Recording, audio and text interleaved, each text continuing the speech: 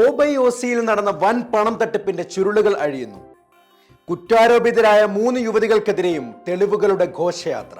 നടനും BJP നേതാവുമായ G കൃഷ്ണകുമാറിന്റെ മകൾ ദിയ കൃഷ്ണയുടെ ആഭരണക്കടയിൽ നിന്ന് പണം തട്ടിച്ച സംഭവത്തിൽ കുറ്റാരോപിതരായ യുവതികൾ മുൻകൂർ ജാമ്യത്തിനുള്ള ശ്രമത്തിലാണിപ്പോൾ. ഇന്ന് കോടതിയിൽ ജാമ്യാപേക്ഷ സമർപ്പിക്കും. നിലവിൽ ഒളിവിൽ കഴിയുന്ന ഇവരെ ഇതുവരെ കണ്ടെത്താൻ കേരള പോലീസിനായിട്ടില്ല.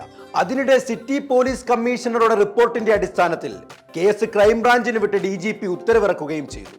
കൃഷ്ണകുമാറിന്റെ പരാതിയിലെടുത്ത കേസും അദ്ദേഹത്തിനെതിരെ യുവതികളുടെ പരാതിയിലെടുത്ത കേസുമാണ് ക്രൈംബ്രാഞ്ചിന് വിട്ടത്. കൃഷ്ണകുമാറിന്റെ മകൾ ദിയ കൃഷ്ണ നടത്തുന്ന OBOC എന്ന സ്ഥാപനവുമായി ബന്ധപ്പെട്ടാണ് സാമ്പത്തിക തട്ടിപ്പാരോപണം ഉയർന്നത്. 3 വനിതാ ജീവനക്കാർ ചേർന്ന് 69 ലക്ഷം രൂപയോളം തട്ടിയെടുത്തതായാണ് കൃഷ്ണകുമാറിന്റെ പരാതി. കൃഷ്ണകുമാറും കുടുംബവും തട്ടിക്കൊണ്ടുപോയി ഭീഷണിപ്പെടുത്തി പണം കൈക്കലാക്കിയെന്നാണ് ജീവനക്കാരായ യുവതികൾ പരാതിപ്പെട്ടത്.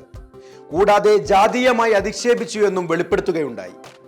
എന്നാൽ പിന്നീട് ദിയയുടെ സഹോദരി സിനിമാ താരം അഹാന കൃഷ്ണയുമായി യുവതികൾ നടത്തുന്ന സംഭാഷണങ്ങൾ ദൃശ്യസഹിതം സമൂഹ മാധ്യമങ്ങളിലൂടെ പുറത്തു വന്നതിന് ശേഷമാണ് സംഭവത്തിന്റെ നിജസ്ഥിതി ജനങ്ങൾ അറിയാൻ തുടങ്ങിയത്. ദിയയുമായി യുവതികൾ നടത്തിയ ഫോൺ സംഭാഷണങ്ങളും പുറത്തു വന്നു.